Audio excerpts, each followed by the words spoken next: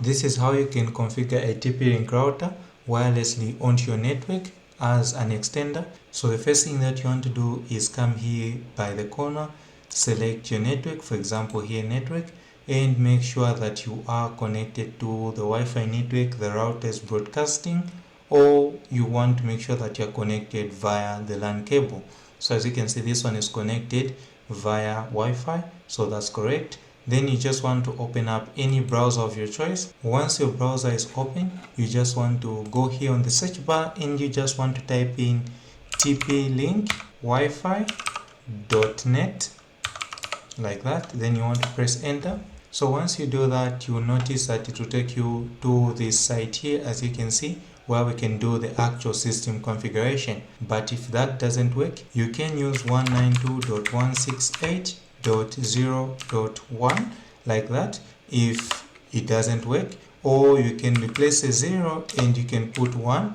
So those are the two IP addresses you can try out if the actual route here doesn't work. So now as you can see here, we just need to select the language. So I'll prefer English, so I'll go with English and click start. So once you're on this page here, you just want to put in the admin password. So this is a password that is going to allow us to access and manage this router. So I'll just put mine. Once you're done putting in the password, you just want to click start. So now once you do that, you should see it now logging you in, and it will give you some information here on the side here, as you can see. So now here what we want to do is go ahead with a quick setup, and you just want to click next. So now once you click next, you will see you have 4 options, and one of them is wireless router, meaning you need to have a physical connection from the same router to the network or the switch. So here you need an Ethernet cable, same as is here, as you can see, apart from the one that says range extender. So range extender is the one we want to use because we want to connect it wirelessly onto the network. So once you select that, you just want to click next.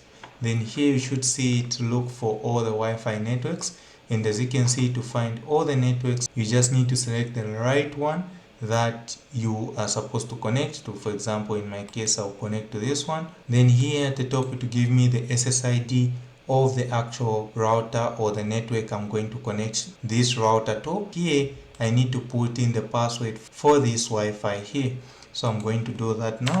So once you put in the password for this Wi-Fi network that you want to connect to, here at the bottom it will now give you options. So as you can see, by default it will try to copy the actual name for the Wi-Fi you're connecting it to. Otherwise, here what you can do, you can just click custom. Then here you just want to write any custom name of your choice. For example, in our case, we're just going to use IT contents, like that. So once we do that, we can just click next. So here by default, you will see it has its own DHCP server. So I do not want this particular router to hand in IP addresses. So here what I can do is click there and click static IP.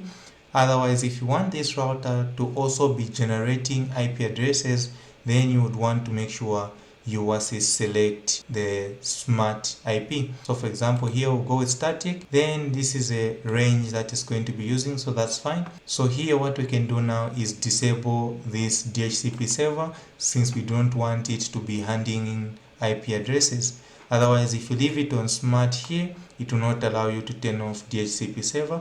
So that's one quick trick you need to note. So once you do that, you can just click next. Then here it will give you some important information. So as you can see here, it's going to be operating as range extender and on the channel 2 with the SSID name of IT contents and with a password that. So once that is done, you can just click finish, and that should reboot the router. And once it does that, then we'll be able to test other things. So once it's done rebooting, you should see this screen here where it asks you to re-log in again. So before you click anything here, you just need to come back here on the networks tab again and connect to the new network that you've just created, because the previous one is now disconnected. We no longer have it. So here on the networks tab, you just want to wait for it to load, and as you can see, we have our network here. Click that network and click connect. Then here you just want to make sure you put in the actual password that you did create previously. So in our case, I'll just put the same one and